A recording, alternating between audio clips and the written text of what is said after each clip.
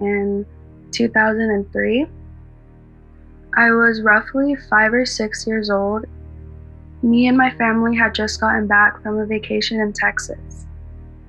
We all stayed at my grandmother's house because it was closer than ours, and almost everybody was exhausted from the long drive. I had slept off and on in the car, so I was almost wide awake, but not fully. It was around, I want to say 2 a.m., and I was in the living room watching one of my DVDs. I got through about half of it, and I heard the floor creak from upstairs. Then footsteps came down the stairs and they stopped at the bottom. Then there was another creak in the kitchen.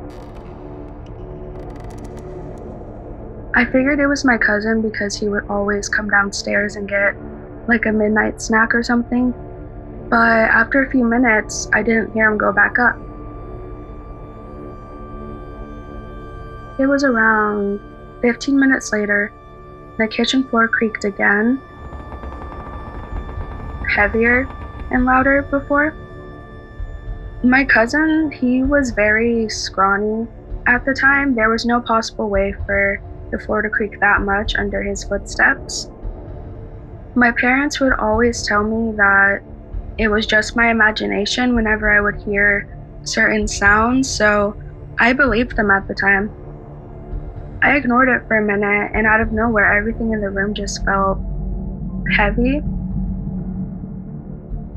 I turned around and I looked into the kitchen. That was the first time I saw it. It was staring directly back at me. It was a big, black, shadowy mass. It had very light, small, piercing 2 red dots, which I'm just assuming were its eyes. It had a face, however, it was just blurry and disoriented. I tried to scream, but no sound came out because I was just that terrified. It didn't move at all, it was just standing there in the corner. After a few minutes, it just disappeared through that door that's right next to the stairs that leads to our laundry room. It went just straight through the closed door. I ran straight upstairs once that heavy feeling was gone. I stayed in my parents' room for that night. I didn't sleep. We went back to our house a couple days later. That's when I mentioned to my mom exactly what I had saw. Her response was the same as it always was. Mija, it's just your imagination. We'll make sure your cousin stops watching scary movies around you. I didn't sleep well for about a month after that. At this point, I had grown insomnia and sleep paralysis from seeing this thing. Looking back at it, I feel like she believed me. However, at that time, I think that she just didn't want to scare me.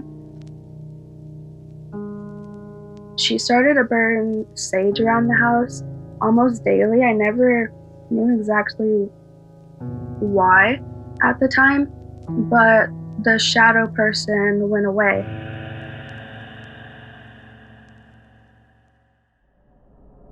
One experience that I had without that same shadowy mask thing was just shadows around the house.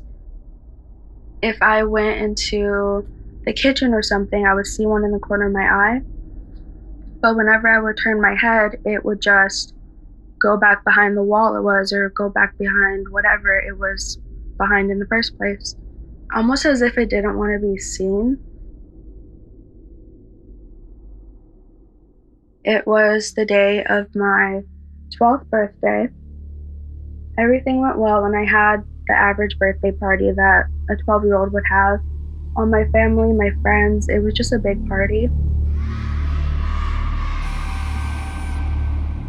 Everybody had left already because it was around 11 p.m. I was in bed, almost about to fall asleep. I decided to turn on my TV. I don't know why, but I fell asleep. I woke up. I felt like I couldn't breathe correctly, and the energy in the room, once I became like aware, it felt the same as it had before at my grandmother's house. I opened my eyes. That is when I saw it for the second time. It was standing at the edge of my bed this time, just staring back at me with the same red eyes as it had before.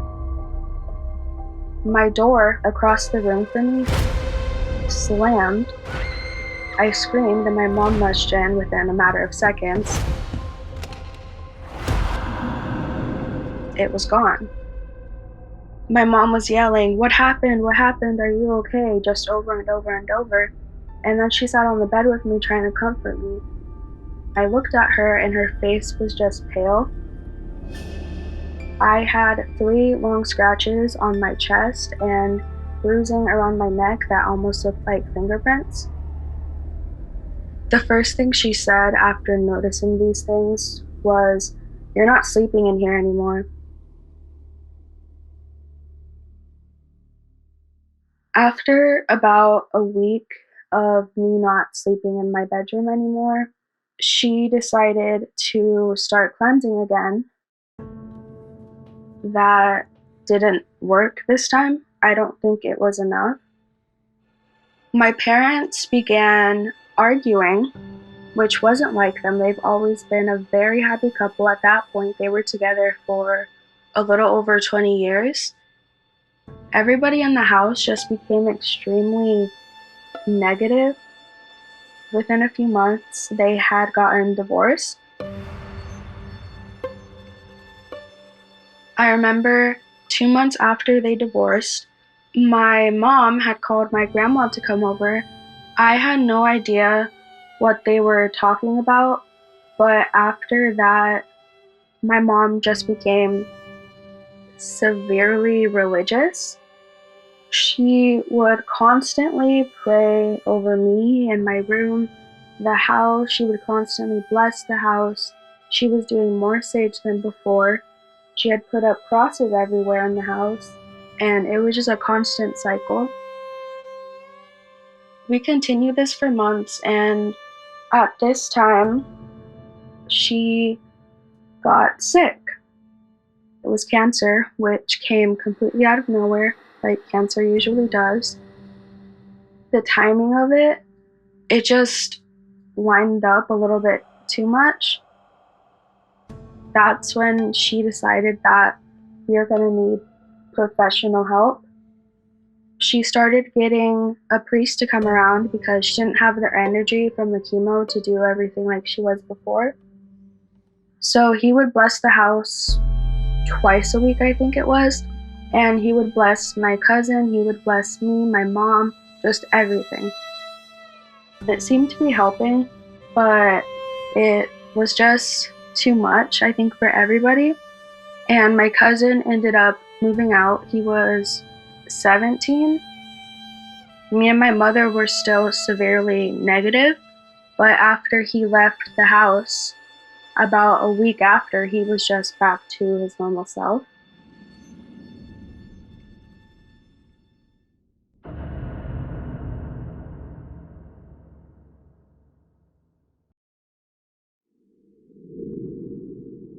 I was still having the same shadow, the ones that just hide when I look at them.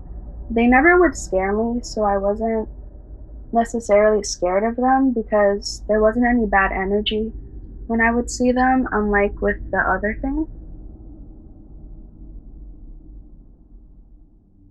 It was a Sunday morning, and my mom had woken me up way earlier than she normally would. And me being a very moody teenager, I was like, "Ma, what do you want?" And then she said this in a tone that was just heart stopping, if that makes sense.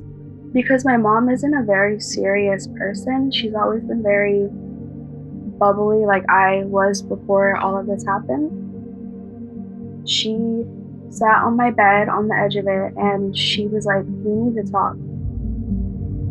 This was the moment that changed everything for me for the rest of my life, including today. The first thing that she said was, "I believe you." My jaw dropped pretty much. She finally had told me what her and my grandmother had spoken about that day. She told me what my grandma had done years prior to their conversation. It was the 70s.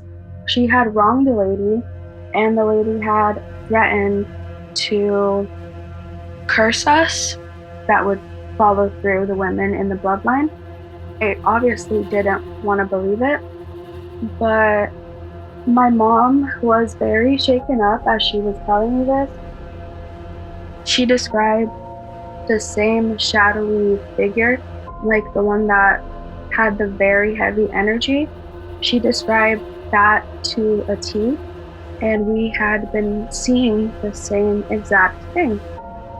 It's just been a pattern. My mother has a sister as well, a twin sister, and she had a baby girl. That is my cousin, and the same thing happened to her. I almost had a sense of relief because I wasn't the only one. My grandma hadn't mentioned anything to my mom until that one day they sat down and had to talk. This was the point where everything slightly goes blank.